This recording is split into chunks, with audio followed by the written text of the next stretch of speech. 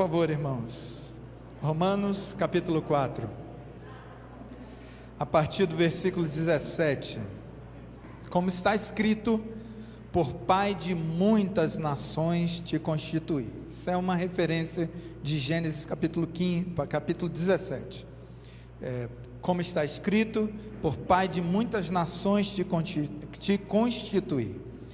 Perante aquele no qual perante aquele o qual creu, no qual creu, a saber, Deus, o qual vivifica os mortos e chama as coisas que não são como se já fossem.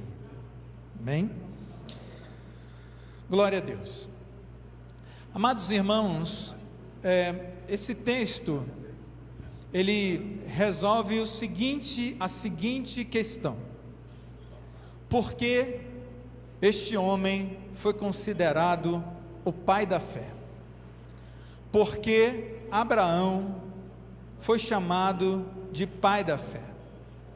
Nós temos uma referência no Novo Testamento que fala que antes de Abraão ocorreu a vida de alguns homens de Deus.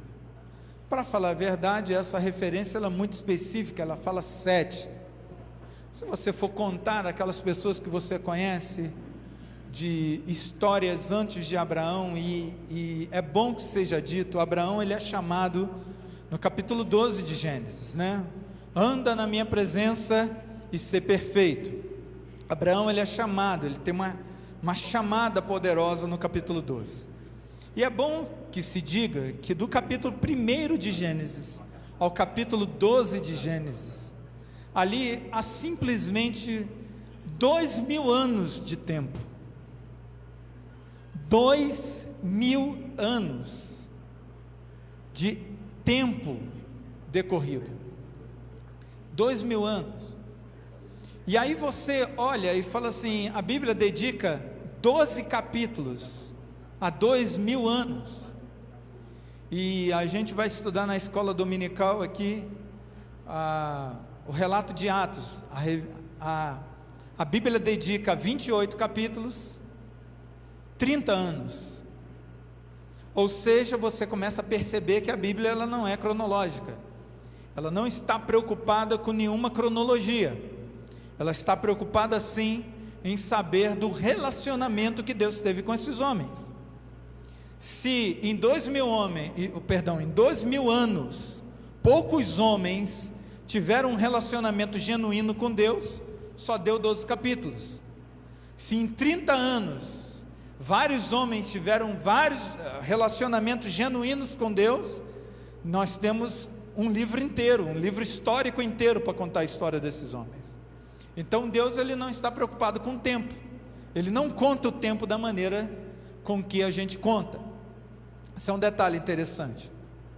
Bom, se você for contar, nós temos Adão, nós temos Abel, que foi morto pelo seu irmão, andaram na presença de Deus. Substituindo ali a Abel, nós temos Sete, nós temos Enos, nós temos Enoque, nós temos Noé, e mais alguns que possam surgir. Mas diante desses homens, por que será que eles não foram considerados pai de grande nação, mãe de grande nação, pessoas que verdadeiramente o Senhor queria fazer uma mudança naquela era, através da vida deles? Ora, teve um homem que teve tanta comunhão com Deus que foi arrebatado, não experimentou a morte. Por que será que Deus não chamou de homem de fé, ou de pai da fé, ou de início da fé? Abraão é um personagem bíblico, claro que personagem eu tomo por história verdadeira, não estou contando aqui história da carochinha. Abraão viveu, Abraão foi homem como nós. Abraão não é um mito. E ele tem uma história tão firme, tão bonita na Bíblia Sagrada, que Gálatas nos garante que nós, depois que aceitamos a Jesus Cristo, nós temos a bênção de Abraão. A Bíblia fala que Abraão recebeu a promessa que nele seriam benditas todas as famílias da terra. Em Abraão todas as famílias da terra receberiam uma bênção especial. Então, irmãos, a nossa missão ela é muito longa. Enquanto todas as famílias de Sobradinho não forem abençoadas por meio da bênção de Abraão, mas como é a bênção de Abraão? Por meio de Jesus Cristo, em Abraão não ia se cumprir nada disso, só mesmo por meio de Jesus. Então nossa missão é muito árdua, nossa e das demais igrejas aqui de Sobradinho. Nós precisamos falar de Jesus ao ponto de todas as famílias de Sobradinho e até de enlarguecendo aí as nossas tendas, até fora de Sobradinho, que haja pelo menos uma pessoa para abençoar aquela família, que aquela família seja uma bênção, porque o Senhor prometeu que todas as famílias da terra, enquanto a missiologia fala muito de etnia, mas em Abraão nós podemos olhar e falar assim, não é só etnia, numa etnia tem várias famílias, e todas as famílias serão benditas através de Jesus Cristo, por causa da bênção que foi ministrada na vida de Abraão. Abraão é um personagem muito importante, mas aqui nesse texto, responde exatamente o porquê que esse homem foi considerado o pai da fé, porque esse homem foi considerado esse expoente tão importante, um homem que se apresentou dessa forma tão grandiosa na mão de Deus. Primeiro, Abraão creu firmemente no seu coração que Deus chama as coisas invisíveis como elas se já fossem. Irmãos, existe um Deus todo-poderoso e verdadeiro Deus. Esse Deus é o nosso Senhor, o único verdadeiro Deus. Escute uma coisa: outros deuses são criações humanas. Eu aplaudo a filosofia quando ela diz que há deuses que é construção do imaginário humano. O homem, ele tem um buraco dentro de si, e esse buraco dentro de si, para ele preencher, ele tentou criar deuses. Vocês que conhecem bem a história do nosso país, sabem que quando alguém chegou aqui, que tinha uma cultura diferente, eu não vou dizer que é uma cultura elevada, que em cultura não existe cultura mais elevada, cultura menos elevada, cultura é cultura, mas que veio de um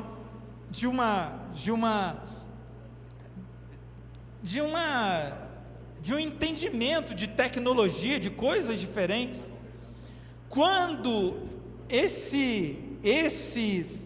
essa pessoa que veio de outra cultura teve contato com aqueles que já viviam aqui, eles tiveram o seguinte susto: o índio ele adorava um Deus nas florestas, o índio adorava um Deus no sol, um Deus na lua, um Deus em todos os lugares.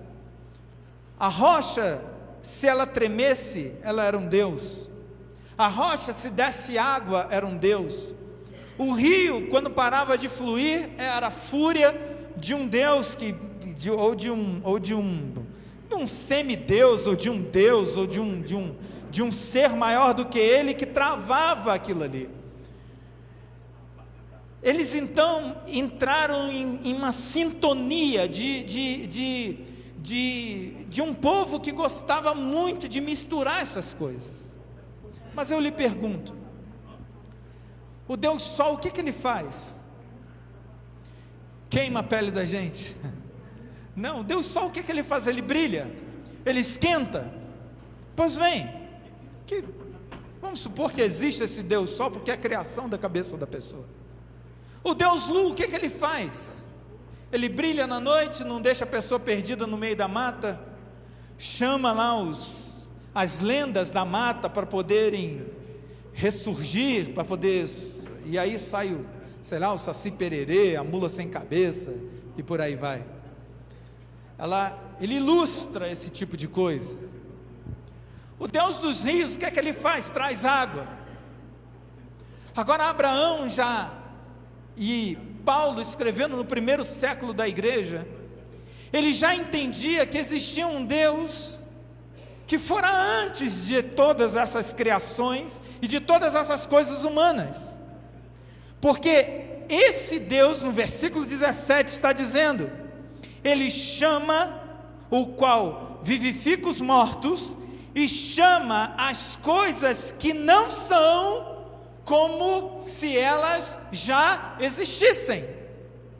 Uma coisa que ainda não aconteceu. Se não aconteceu, está em que tempo, irmãos? Se não aconteceu, está no passado? Não. Se não aconteceu, está no presente? Não. Se não aconteceu, ainda vai acontecer, ou seja, está no futuro. Um Deus que olha para o futuro e fala com ele como se fosse hoje. Um Deus que fala das coisas que ainda acontecerão, ele chama pelo nome essas coisas. E na Bíblia Sagrada, isso está gotejado desse milagre. O livro de Isaías chama o Emanuel pelo nome 800 anos antes, 700, 800 anos antes do nascimento de Jesus Cristo. Chama chama o Salvador do mundo antes dele ter nascido. Chama as coisas que não existem, traz para hoje aquilo que ainda não aconteceu. Ele domina a coisa que ainda acontecerá. Você conhece algum Deus que pode fazer isso? Abraão experimentou isso. Abraão viveu isso. Abraão conheceu a intimidade desse Deus há 4.000 anos atrás. Um homem surgiu na face da terra, creu num único Deus, sem Bíblia, sem testemunho, sem igreja, sem Jesus Cristo ter morrido na cruz. Ele acredita que existe um Deus que consegue chamar o futuro nos dias de hoje. Esse homem tinha muita fé. Ele consegue trazer as coisas que iriam acontecer e chamar hoje. Ele acreditava tanto nisso, que o seu filho foi chamado pelo nome antes mesmo de ter algum tipo de suspeita que a sua mulher estivesse grávida. E para falar a verdade, esse Deus, ele é tão poderoso, que ele fala para Abraão que ele vai levantar uma grande nação dele, e já promete isso para ele com 70 e poucos anos de idade. Cumpre 30 anos depois, quando ele tem 100 anos. A sua mulher já não tinha mais condições de gerar e gerou. E aí o seu filho casa com uma mulher também que não tem condições de gerar. E aí o seu neto casa com uma mulher também que não tem condições de gerar. E aí você olha e fala assim: ora, se Deus quisesse realmente suscitar uma grande nação, poderia chamar pelo menos uma senhora, né, para estar do seu lado, que gerasse bastante filhos, né? Mas uma senhora ainda com dificuldades de gerar, dificuldades físicas. Esse Deus tem que ser poderoso demais mesmo. Esse Deus, ele tem que ser grandioso mesmo. Esse Deus, ele tem que ser muito poderoso.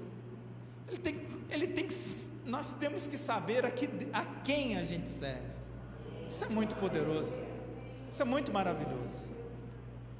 Mas aí, irmãos, os próximos versículos vem a explicação do versículo 17. E o primeiro ponto que eu destaco nos próximos versículos é que Abraão, ele creu quando não tinha condições de alguma coisa ser crido. Desculpa a expressão mal feita, mal formulada. Abraão creu quando já havia incondições da parte dele, não havia mais condições da parte dele, e não havia mais condições da parte física da sua esposa. E aí ele creu na promessa de Deus. E agora observe comigo, a Bíblia fala que ele creu, no qual em esperança creu contra a esperança. Em esperança ele creu contra a esperança. Ele acreditou em Deus sem que a esperança estivesse ali visível. Ele acreditou. Não, peraí, não tem nada para dar certo nessa promessa de Deus. Se ele me prometeu um filho, ele deveria ter dado lá atrás. A minha esposa ainda tinha condições de gerar e eu ainda era mais novo. Mas um menino agora, com 100 anos, será que é isso mesmo que Deus quer? Pois bem, é isso. O rapaz, ele quando tinha 22 anos, que eu vou por Flávio Joséfo, eu prefiro utilizar Flávio Joséfo nessa hora, e ele coloca que Isaac tinha mais ou menos 22 anos quando foi levado para o sacrifício. O rapaz tinha 22 anos, e a gente ainda acredita que Abraão pegou ele de qualquer jeito, pegou ele de supetão. Você imagina um senhor de 122 anos dá conta de segurar um menino de 22, amarrar ele, botar ele em cima do negócio se o garoto não quisesse aquilo?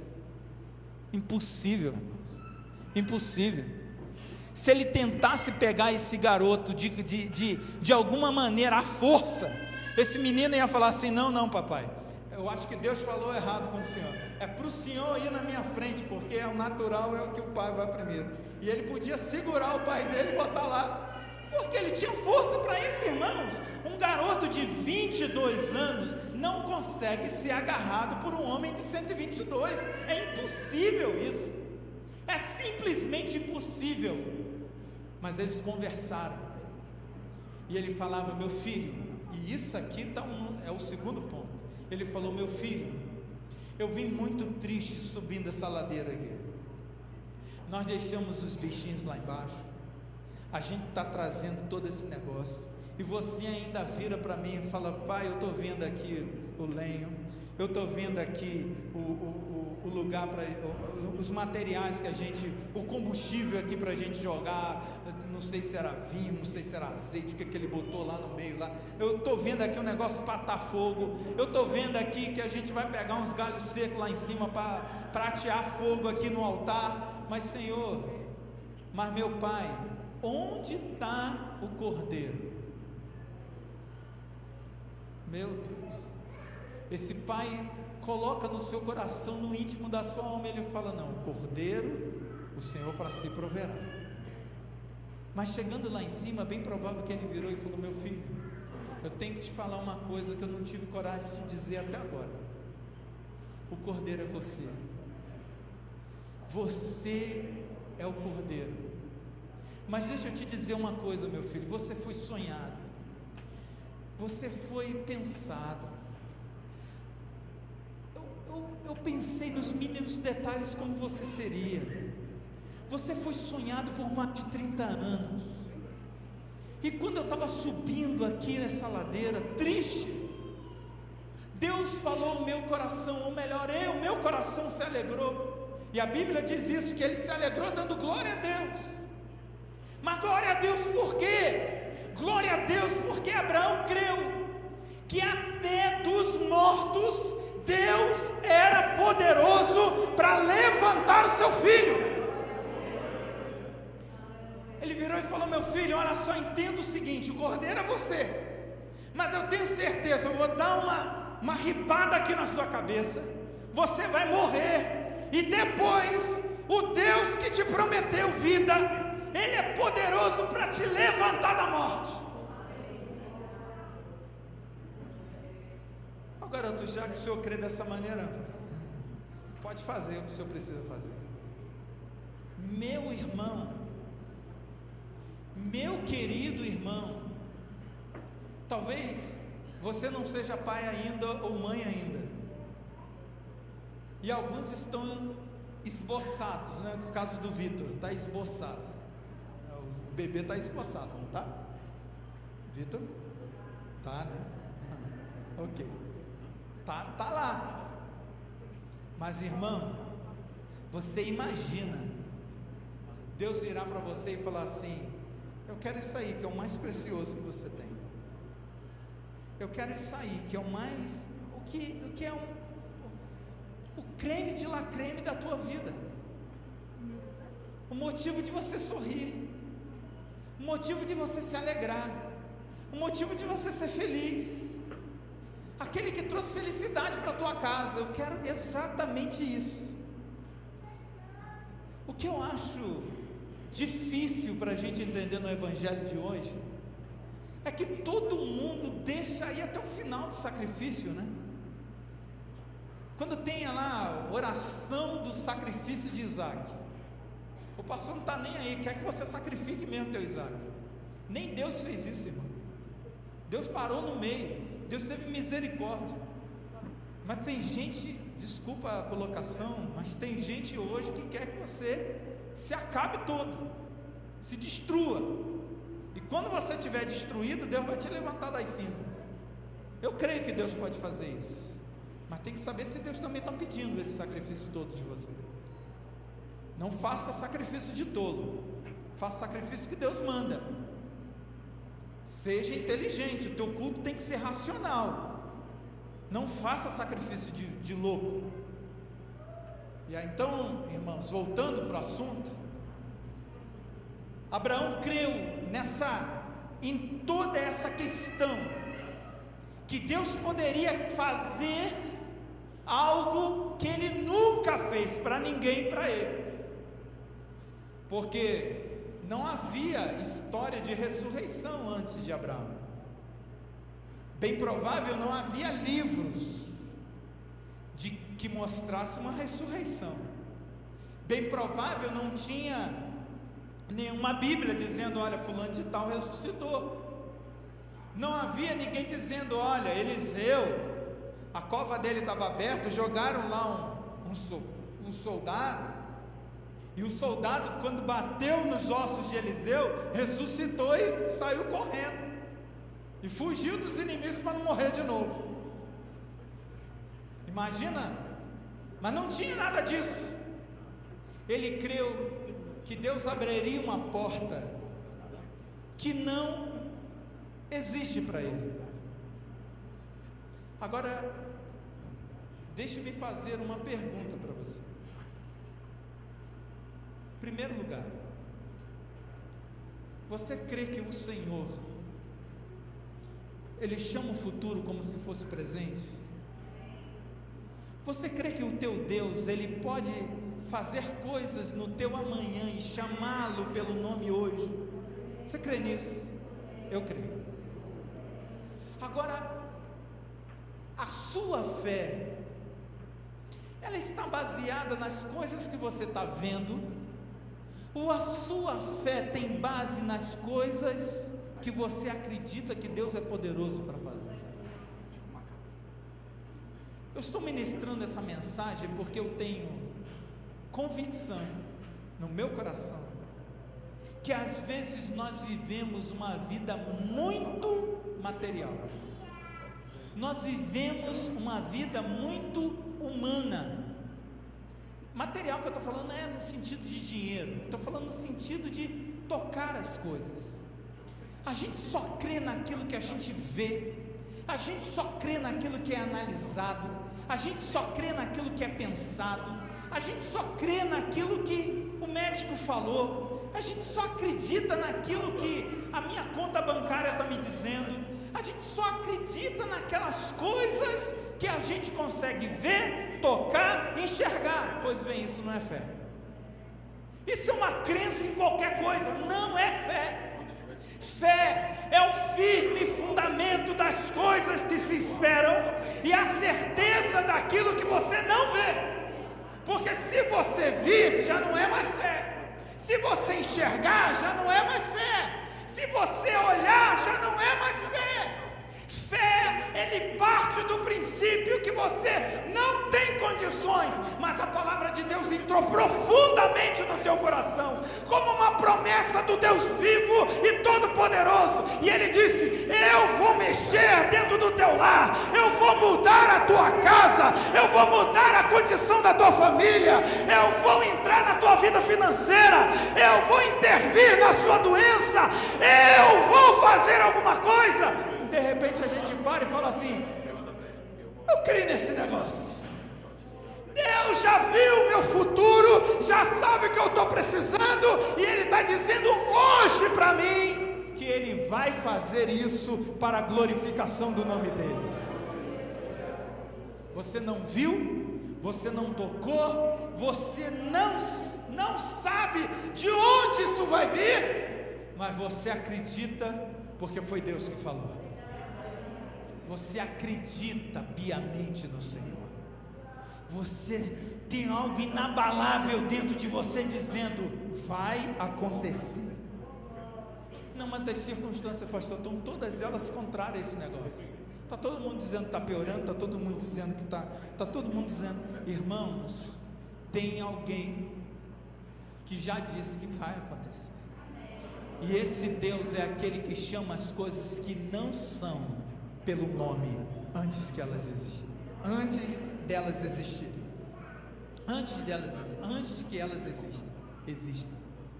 Amados irmãos, eu não posso fazer da igreja um amuleto de vida,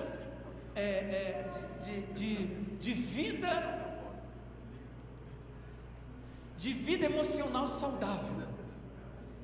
Você não pode vir para cá domingo à noite e eu lustrar o teu ego, e eu virar para você, pegar aquele braço caol e ter lá o seu ego lá brilhando de bronze, de ouro, de prata, sei lá o que é, e eu ir lá e passar um pouco de braço, aquilo lá sair brilhando daqui. Aí você passa segunda, terça, quarta, aí quando volta no sábado ou no domingo, eu tenho que pegar mais um pouquinho e brilhar e falar assim: não, você vai conseguir, você vai para frente, você vai conseguir, querido. Eu vou então dizer o que a Bíblia diz para você: você não vai conseguir. E eu já disse isso aqui uma vez: você não vai conseguir. Quem vai conseguir é o teu Deus. Ele tem o poder sobre todas as coisas.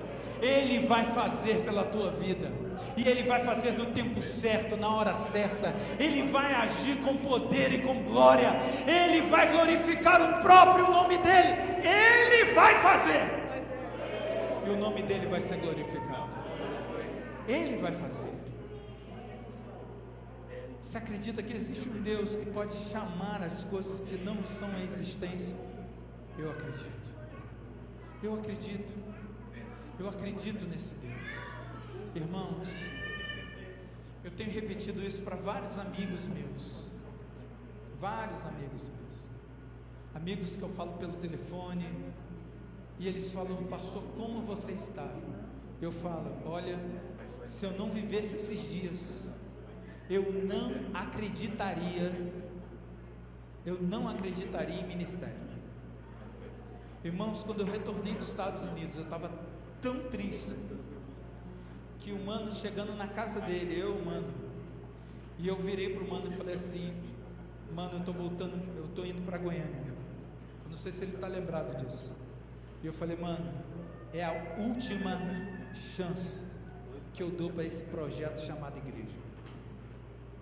Eu não aguento mais igreja. Eu não aguento mais falsidade dentro de igreja. Eu não aguento mais loucura dentro de igreja. Eu não aguento mais gente doida dentro de igreja. Nos Estados Unidos tinha um maluco, irmãos, um homem desse, um doido, que falava: não vai ter neve lá fora, e a neve caindo. E ele falava em Boston, irmãos, que pessoal que sabe a localização, Boston lá em cima nos Estados Unidos. Não tem como, só se Deus cerrar o céu e falar assim, olha, só se o Altíssimo Deus virar e falar assim, vou travar a neve. Irmãos, em Boston tem época que tem 1,5 metro de neve na frente da casa das pessoas. Apareceu um louco, brasileiro louco, que disse assim, esse ano não vai ter neve em Boston. Falei, irmão, só se, eu acho que nem se invertesse a terra, botasse o hemisfério norte para o sul e o sul para o norte, porque vai ficar lá para o sul também, vai ter neve de qualquer jeito. Então só se trouxesse aquele negócio de terra e botasse na linha do Equador para não ter neve. Pastor, mas o senhor não está acreditando que Deus faz coisas inimaginárias? Irmãos, mas a neve estava caindo lá de fora, e ele falando, está vendo, eu não falei que não ia ter neve? O que era aquilo então que estava caindo? O que era aquilo? Balinha? Bala de coco? Era neve. Neve. Eu estava cansado já de gente louca, de gente pirada, de gente que estava falando que Deus estava curando e não estava curando nada, de gente que estava falando Deus está agindo, Deus não está agindo nada. Eu estava cansado desse tipo de coisa, irmão. E eu falei para o Assis, falei, mano, olha, eu estou cansado de igreja maluca, eu estou cansado de pastor doido, eu estou cansado de troço doido, eu estou cansado de família comandar a igreja, eu estou cansado disso, eu estou cansado daquilo, eu estou cansado daquilo. Despejei, coitado, quase se desviou. Mas está aqui, graças a Deus. Quase o homem se desvia.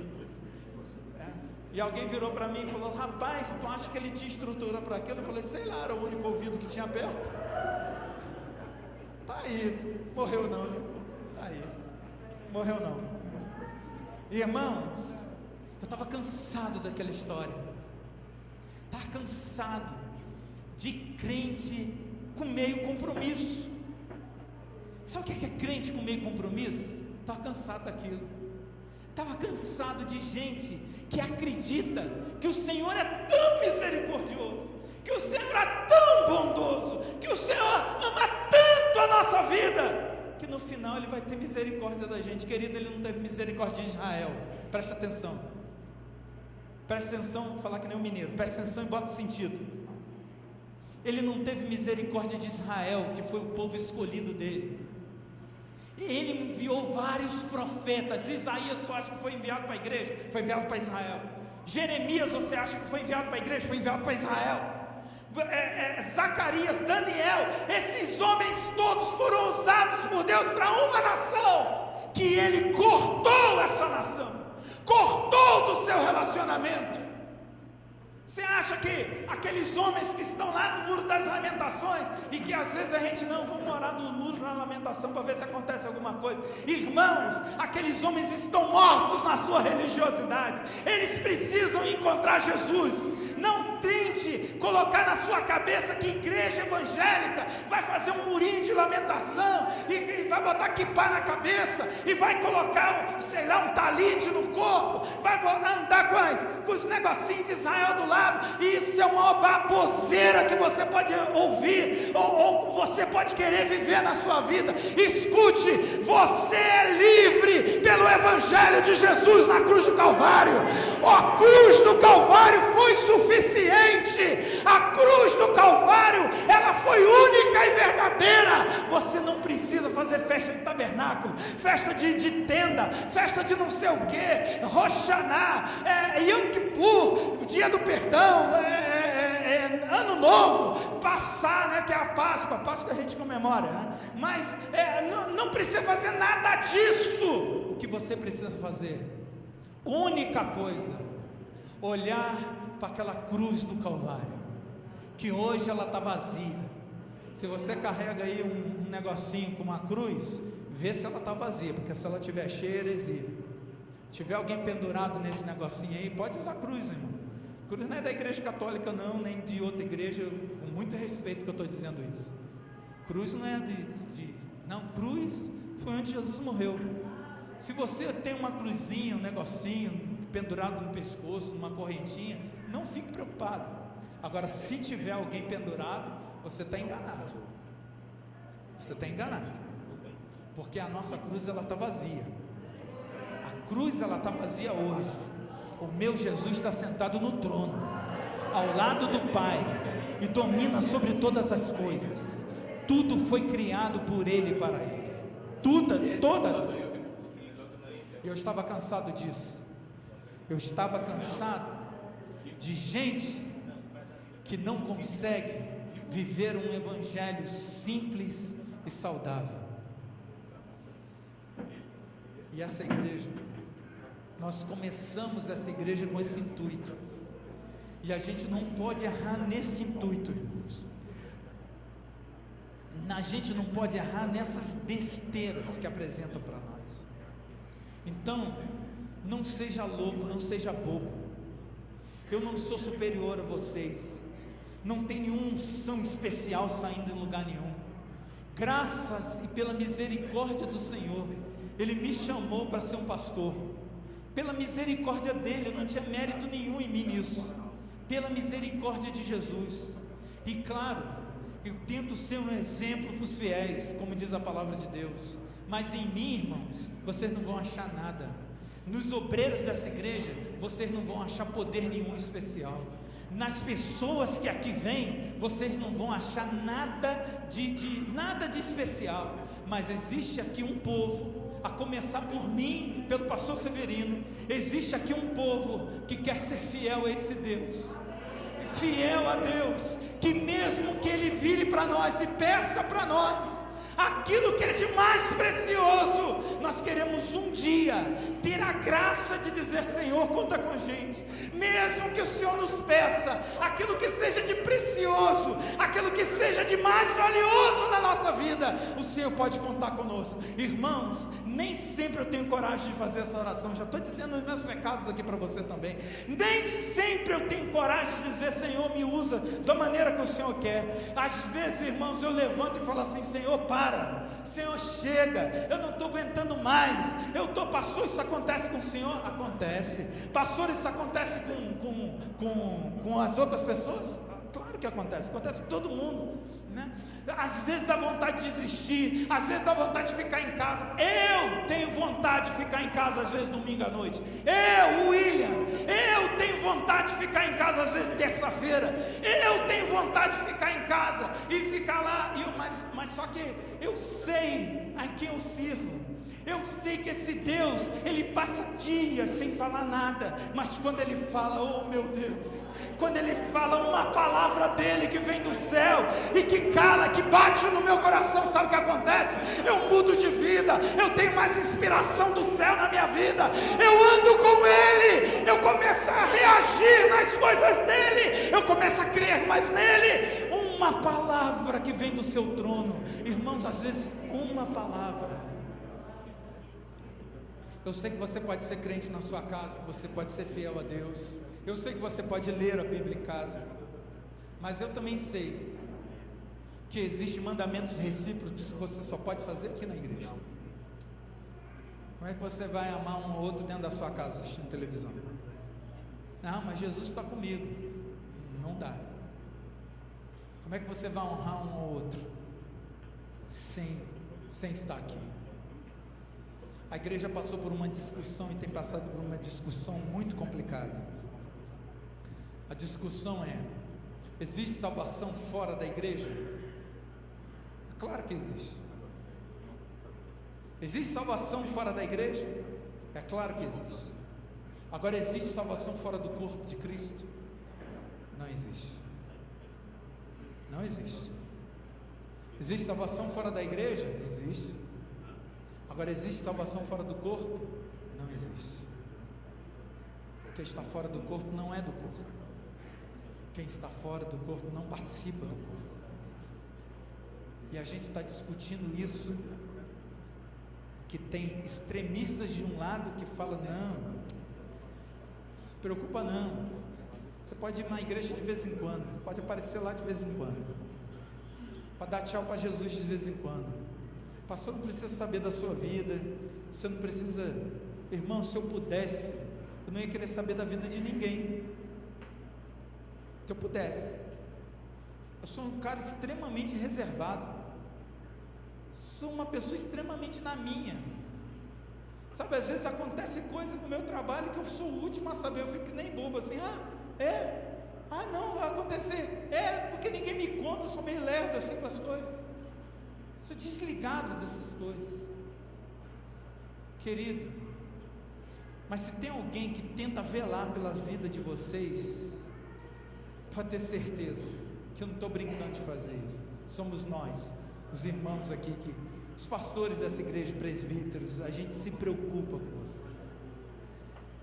A gente não está brincando de ser pastor. Sabe por quê? Porque eu sei que mais dias menos dias, esse Deus, Ele pega uma pessoa, transforma, faz dele uma bênção, faz dela uma bênção, seja aqui dentro, seja lá fora, toca nessa vida, fala com essa vida, enche do Espírito e faz dela uma grande testemunha para a glória de Deus. Eu não conversei com algumas pessoas que eu até poderia citar o nome aqui, mas eu não vou fazer isso, primeiro que o tempo já está acabando. Mas nós vamos fazer em fevereiro 4 anos, já é bastante tempo, né?